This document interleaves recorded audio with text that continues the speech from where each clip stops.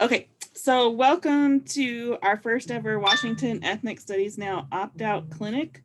I'm Tracy Castro-Gill. I'm the Executive Director of Washington Ethnic Studies Now, and I'll be joined later by Jeff Treisman, a librarian at Denny International Middle School, and Shraddha Sharude, a teacher at Garfield High School. But before we get to those folks, I want to talk a little bit about our organization. Let me, this is our schedule. Let me do that first. I'm just going to talk for 10 minutes or less about our organization and why we support opting out of standardized tests. And then Jeff will be talking about why it's harmful and some alternatives to testing. And then Shraddha will be talking about alternate pathways to graduation, because there are some implications to consider at the high school level when opting out, and we want to be transparent about that. And then the last half hour will be breakouts where we will actually help walk you through sending that opt-out letter tonight. Like that's why it's an opt-out clinic, because we want you to be able to walk away sending that letter tonight. So Washington Ethnic Studies Now is a 501c4 nonprofit. We formed in 2019 to support the implementation of ethnic studies statewide. And our vision is ethnic studies in every classroom of Washington state, taught by anti-racist educators, committed to centering the history and lived experiences of Black, Indigenous, and people of color. And we have several mission statements, or things that we would like to do, the action, how we get to our vision statement. And it falls around centering BIPOC students, families, and educators. And one way we do that is creating a community of activists to learn from and with one another. And that's kind of the purpose of tonight. If you want to learn more about our work, you can visit our website, waethnicstudies.com. So why do we support opting out? This is Dr. Wayne Au, and he's been an activist, an anti-testing activist for some time now. And he recently presented at a board work session on ethnic studies for Seattle Public Schools. And this top quote right here is taken a screenshot from his presentation, where he says, note, high stakes standardized testing is inherently anti-ethnic studies. And Dr. Au is also known for his work on ethnic studies. He's a co-editor of the book Rethinking Ethnic Studies, published by the organization Rethinking Schools. And then this is, I'm going to put in the chat a little bit later a link to some resources. And one of the resources is an article that Wayne just wrote for the Washington Post. And so this image over here on the right with the bullet points is a screenshot of that article. And I was going to curate a longer list of links for you all to different articles, but this one Washington Post article has a ton of links to different sources of information on why standardized testing is harmful. So I felt like that was just one good article to send you to instead of a bunch of different articles.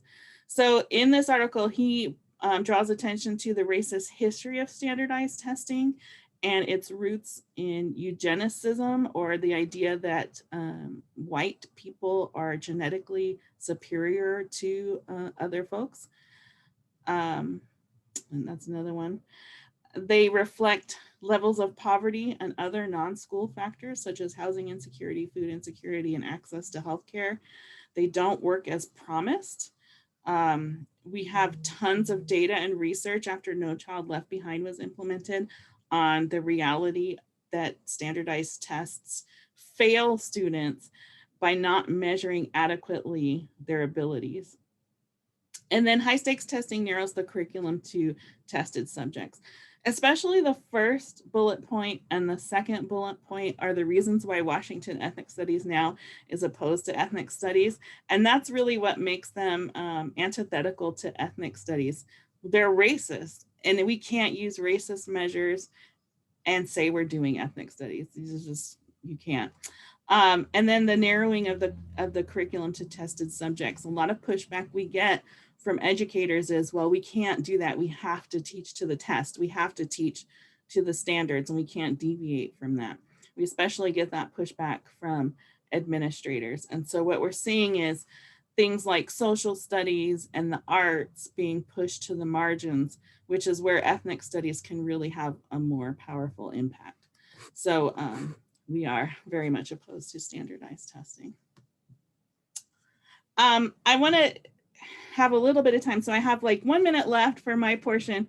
If there are any questions that I can answer about that, you can put them in the chat or unmute yourself and ask a question. I'll just wait a little bit.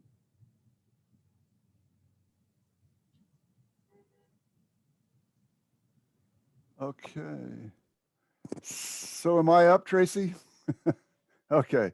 Thanks for the slide. I did not prepare any slides. My name's Jeff Treisman. I'm a school librarian at Denny International Middle School, and I want to talk a little bit about the harm of standardized testing. Now, Tracy's already brought up the fact that it is racist. I discovered this. I came into political consciousness. I'm an older guy. I came into political consciousness in 1968. I was 14 and I was in 8th grade.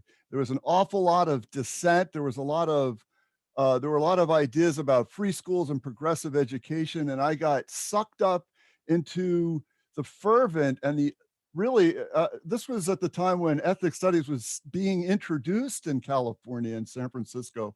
And I was aware of this for whatever reason. And I found out that about this eugenicist past of the the roots of the standardized testing movement. Now, I grew up in the shadow of the Holocaust. I am a Jewish person. I have that type of inherited trauma that Jewish people have that is a result of racism. Anti-Semitism is a type of racism. It's also distinct from the type of racism we have in America. It's not to say they're the same. However, I was able to relate to people on that factor. I noticed that there were people that were smart as me or smarter that happened to be poor and their scores were not that great. So I made this correlation, and the more study I did, I realized, yeah, this is certainly racist. It's harmful on many levels because of the racism. I don't need to go on about racism, but it's something we need to talk about, absolutely. But I want to continue on with my presentation. The main thing for me with racism, it poisons all of our relationships. And I want you think about that relationships thing as I say a couple of other things that are harmful about standardized testing. The other thing about standardized testing, what standardized testing does is it reinforces the hierarchy.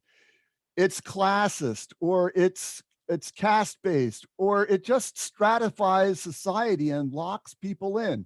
It is a representation of someone's economic status, not their intelligence. It has nothing to do with that.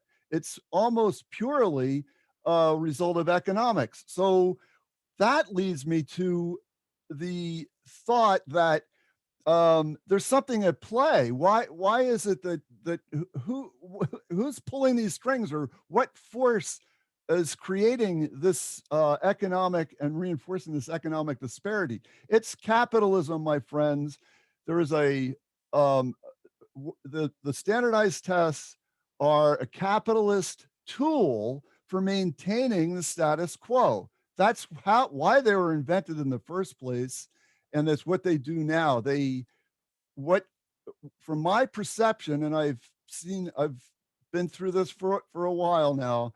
I've administered tests and I've seen the results. What it does is it reinforces a sense of futility for the lowest people, the lowest scorers.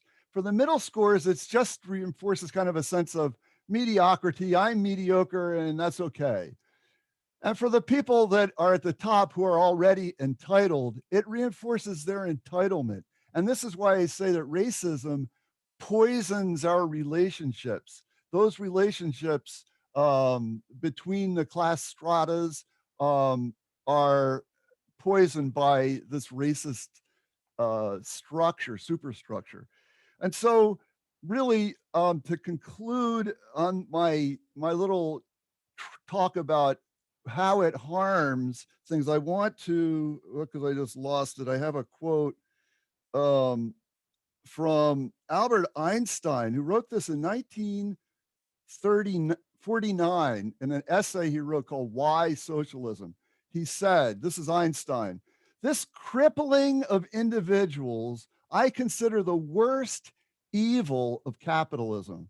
Our whole educational system suffers from this evil. An exaggerated competitive attitude is inculcated into the student, who is trained to worship acquisitive success as a preparation for his future career. I think that's just incredible. As a secular Jew and someone who grew up in the shadow of the Holocaust, of course, Einstein has always been a hero of mine.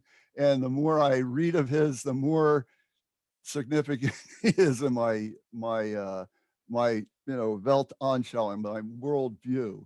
So what is the alternative? Of course, there are alternatives. If we have a richness of alternatives in the United States, we have a very old progressive movement that was really spearheaded and moved forward by John Dewey, which created an awful lot of theory and practice around experiential education and ways of documenting, recording that, and celebrating it.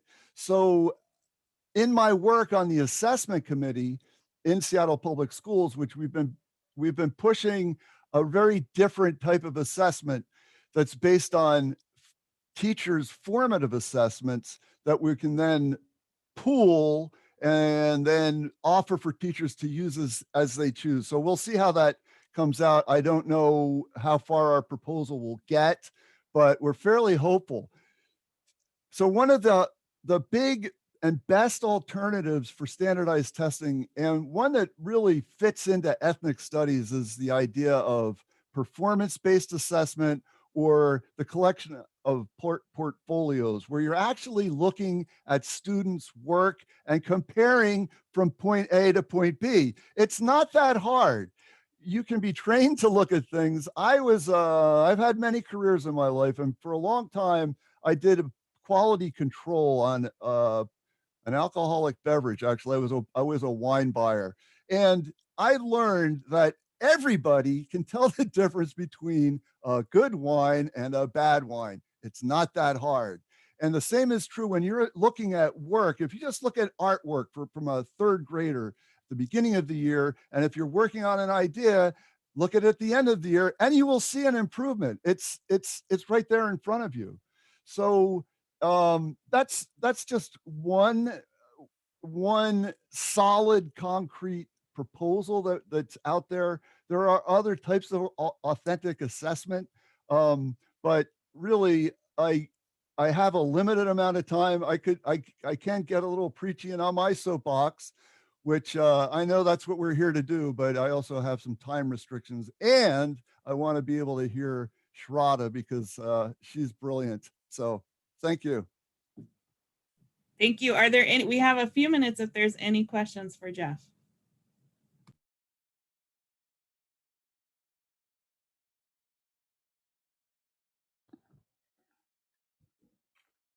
I have a really short, quick question. Is there any way that parents can see those assessments that are being put forth by the assessment team? No, they don't exist. Okay. I'll just keep imagining their beauty then. Thank you. No, so I'll tell you what they are. If you think of the formative assessments that teachers are using in their classrooms, it would be based on those. So we would collect a pool of them. This is the proposal, so I'll let you know what it is. We'll take a priority standard such as, and take a good one, 6.1, if anybody's following along with standards, but it's the assessment, it's a standard that has to do with present an argument and defend it, or make a statement and show evidence. And it's something that can be done from K to 12. You can have a continuous spectrum. So if we develop a pool of questions, and the assessment format is also kind of open. So like I say, this is a proposal. It's gone to the school board. I've talked with Liza Rankin about it. She's quite enthusiastic about the proposal, but we have to see where it goes. We're just in the proposal form at this point. That's super helpful. Thank you. Okay, you're welcome.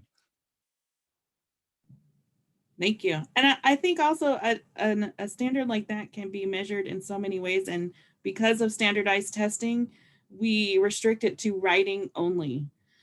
And so when I taught 6th grade at Denny with Jeff, my students started out by arguing things like Skittles versus M&Ms, right? Something that was very relevant to 6th graders. And they would pick a side of the room. So there was like kinesthetic learning going on. Like I have to decide where I'm going to stand and you know, make arguments followed by evidence about which one was better. And then we graduated up, and by the end of the year, they were arguing about whether or not police militarization was harming different communities, right? They went from Skittles and M&Ms to debating systemic racial oppression in their own communities. And so, but they never once wrote about it. It was all through dialogue, right? And so I think having that portfolio, and now with technology, there's no reason why we can't record. And this was discussed in the assessment committee. We would like to open it up to the mode of assessment as well. Yeah. Thank you, Jeff. Alrighty. Hello. My name is Shraddha Shrude. I won't waste too much time talking about myself, but I am a math teacher at Garfield High School currently. I'm also the secretary director at WAESN. And I really want to talk about alternative pathways to graduation at the high school level. I know that it seems much easier at the elementary level, at the middle school level, where there aren't official repercussions to opting out of testing because it doesn't account for anything. But once we get to high school, we start counting credits and we start saying, you know, are you ready? Have you done this? What makes you ready for this, you know, for graduation? So I think Tracy might have to refresh because I know I just finished all my slides. I wanted to make sure that I addressed the two types of assessments that we have really deal with English and math. Now there's a link that's posted in the resources, specifically where I found all of this information. And I've also done a lot of like personal research to verify that these things work. So there's multiple different pathways. One of those pathways is dual credit. The ways that dual credit shows up is running start, right? So students are in high school, but they're taking college classes. This can also be done through college and the high school dual credit courses. So students that are enrolled in college level courses at the high school level. Similarly, AP, IB, and Cambridge, which I personally don't have experience with, but is one of the programs that's listed. I think it's very similar to AP and IB. These are the two biggest, most common pathways. There's also specific SAT and ACT scores, so that way at least high school students are limiting the number of standardized tests that they have to take, so they only have to take one or the other, and not also taking the SBAC, which is the standards-based assessment cumulative. It's for the, it's not standards, state cumulative. So it's the SBAC, it's what the WASL was, it's what the MAP testing was, it's now the SBAC. Every year they find a new name for it because they get told it's racist, so they come up with a new racist test every year. That's what happens. The other options are things called transition courses. There's a few different ones that are created by OSPI. A couple of them are called Bridged College, which essentially is like the core kind of tenets of either math or English. And those are taught by, again, high school teachers. There's also some courses that are specifically created by OSPI. One example I know in mathematics is called the Modeling Our World with Math course. And there's similar ones for English as well. There's also the ASVAB, which is a military standardized test. And lastly, CTE pathways. So CTE is career and technical education. And that basically means like if a student, you know, is saying, oh, I would like to go into this certain type of pathway, maybe that's like video engineering, they'll take a certain number of classes that are directly connected to that CTE program. And then when they complete all of that program, they're saying, look, I'm ready to do this career. Therefore, I don't need to take a standardized test to show that I'm career ready. Because that's really the goal that they would like to claim that standardized tests tell us, is that students are college and career ready. Kind of refers back to what Jeff said earlier. The goals of a lot of these courses are to ensure that we know that when students leave our public school system, they are capitalized and they are ready to become part of the capitalist system, and that they will contribute something to our society because their existence isn't enough. That's what these pathways ensure, is that their existence simply isn't enough. We have to make sure that they will be able to contribute to our society in a way that produces a product, that produces labor, which explains the military, the CTE, and also why all of the other options have to do with college. So it really fits the kind of narrative of public schools that we have unfortunately created in the last few years. So if you go to the next slide, Tracy, I have one more slide that just kind of directly, feel free to screenshot if this is helpful for you. Some course examples. I personally teach Business Math 130. It's a college and the high school dual enrollment program where students stay at Garfield. They're taking a course taught by me. I have a syllabus that I work with connected to Edmonds College, that happens to be the person that I partnered, the college that I partnered with this year. We go over and cover the same topics that they would cover at the college level, but we do it in high school. A similar class I know when I was in high school that I took was English 101. It was the UW College English. And that's, again, a college and the high school program for dual enrollment. Back when I took it, it did not count for a graduation pathway because these are relatively new. Other classes, there's a whole list on that website. You can go through and look. For English, AP Psychology counts, AP Lit, World History. For math, it's not just calculus. Statistics also counts, so does computer science. There's lots of different types of classes that actually count for the alternatives and can be things that your child is genuinely interested in learning more about and investing their time in.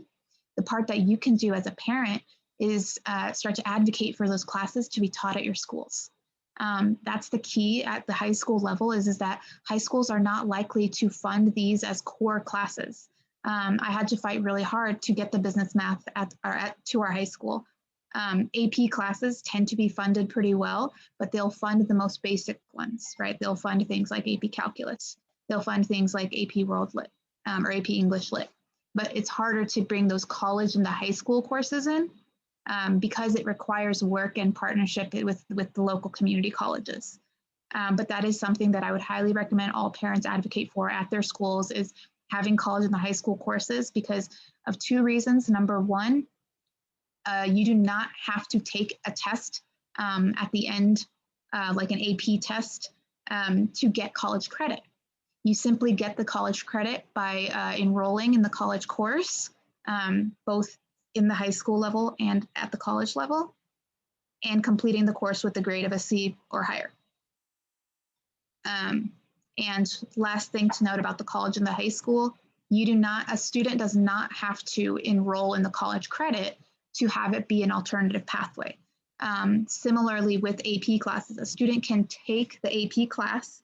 They do not have to take or pass the AP test. They just have to pass the high school course to have it be an alternative to the SBAC. So those are options. And if your child has taken the ACT or the SAT, those are the scores that they would need to get for it to be an alternative. You do not have to do all of these. You just have to do one.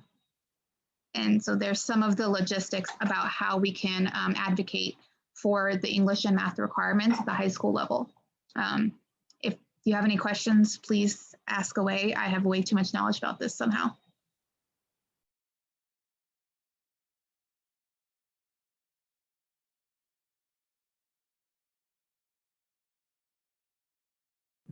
I've posted links. I'll post it one more time. A link to the folder that I've curated with resources. Mostly it's an opt-out form that's been translated into various languages.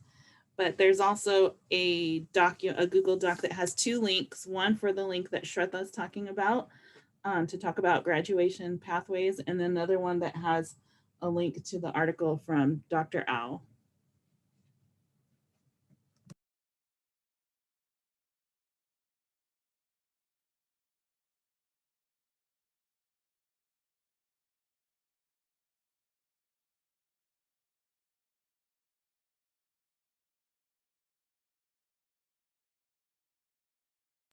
Okay, if there are no questions, we still only have 14 people on the call.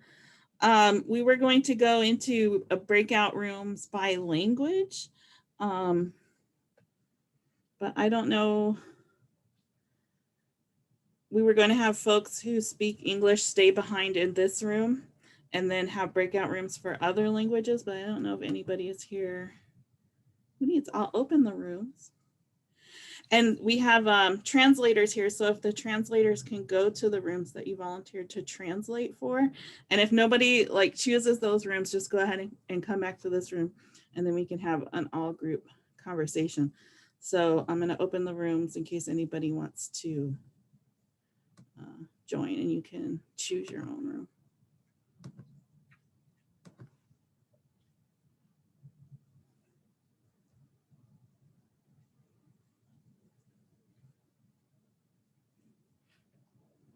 I'm just gonna, if we want to take a break, I'm just gonna wait like 2 minutes so we can have like a 2-minute break, and then we'll come back and talk about actually sending your opt-out letter.